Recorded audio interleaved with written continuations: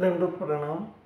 मायबापो, हे जे जग आहे ह्या जगामध्ये जर आपण अनुभवानं बघायचं तर ह्या जगामध्ये 70% पाणी 69% पाणी आहे आणि फक्त 31% जमीन आहे.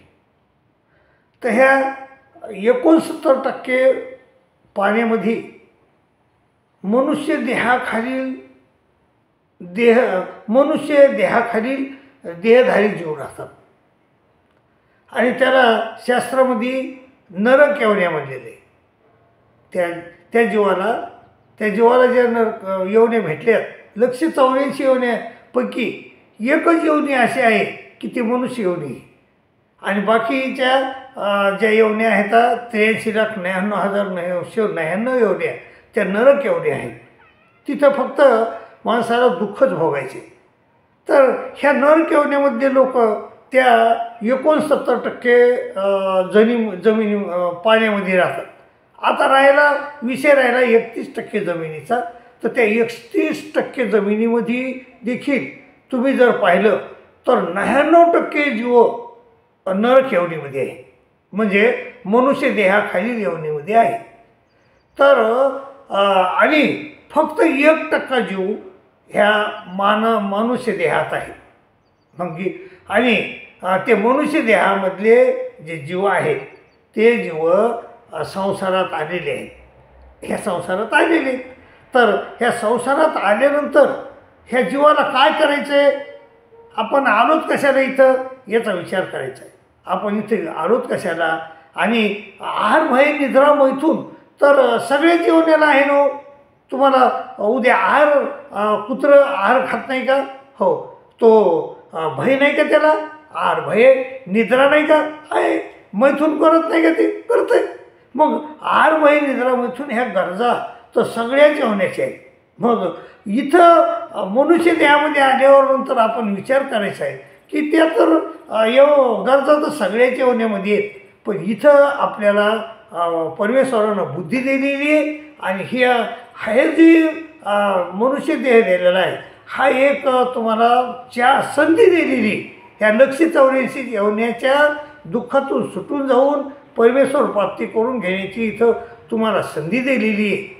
परंतु ह्या संसारामध्ये तुम्हाला पाठविले आणि तुम्हाला परमेश्वराचा जो आनंद आहे, परमेश्वराला सच्चिदानंद म्हणतात, तर त्याच्याजवळ जो आनंद आहे तो आपल्याला प्राप्त करून घ्यायचा.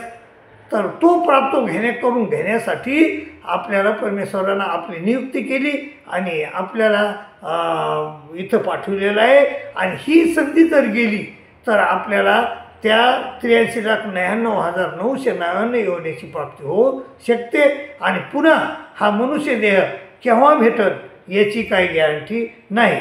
म्हणून ह्या मनुष्य देहामध्ये आल्यावर माणसानं परमेश्वर प्राप्ती करून घेण्याचा आणि परमेश्वर आहारमय निद्रा मैथुनाच्या व्यतिरिक्त आपल्यावर एक जबाबदारी आहे, ती म्हणजे परमेश्वर प्राप्ती करून घेण्याची जबाबदारी.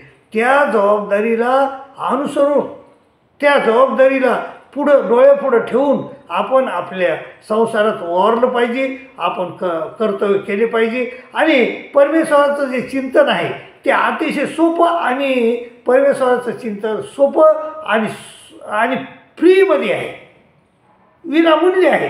त्याला रिचार्ज करावं लागत नाही, त्याला काही करावं लागत नाही, त्याला पैसे खर्चावं लागत नाहीत. आणि जर तुम्ही एखाद्या सुनानं जर परमेश्वराचं चिंतन केलं तर ते सासूला बी कळत नाही असं चिंतन आहे. आणि त्यामुळं चिंतनामध्ये काहीच बाधा नाही. आणि त्यामुळं माणसानं सदोदित परमेश्वराचं चिंतन केलं पाहिजे ह्या मनुष्य देहामध्ये आल्यावर. कारण हा जो संसार आहे हा संसार खोटा आहे, अनित्य आहे. आणि हा संसार खोटा आहे, संसार दुःखमुळं आहे. कारण संतांनी सांगितले की संसार दुःखमुळं चोहीकडे लिंगळ विश्रांती नाही कोठे रात्र दिन तळमळ. आणि इथं सगळी रात्र दिन माणसाला तळमळ असते. त्यामुळं माणसानं संसार करत संसार तर करायचा आहेच. आता तुम्ही संसारात पडलेले आहेतच, परंतु संसार करत तुम्हाला परमेश्वराचं चिंतन करायचं आहे. आणि नाही केलं तर तुम्ही ह्या जीवनामध्ये येऊन तुमचं काही फायदा नाही. कारण हा संसार जो आहे, श्रीकृष्ण महाराज सांगतात गीतेच्या 9व्या अध्यायामध्ये, ते म्हणता अर्जुना, हा संसार कसा आहे, अनित्यम सुखम लोक मीमां प्राप्य भजसोमा. हे अनित्य आहे आणि असुखम आहे. इथं सुख नाही रे अर्जुना, सुख नाही कुठे. आणि या संसारी वाया हो बरी होऊ नको, लटक्या व्यवहार सारा हा संसार वाया एरझारा हरिविन, असं संतांनी देखील आपल्याला सांगितलं. आणि श्रीकृष्ण महाराजांनी देखील गीतेच्या 9व्या अध्यायामध्ये सांगितलं की अर्जुना, हा अनित्यम सुखम लोक मीमं प्राप्य भजसोमा, हा अनित्य आहे आणि असुखम आहे. आणि त्यामुळं माझी तू चिंतन कर आणि ह्या नश्वर संसारापासून लवकर सुटून जाय बाबा.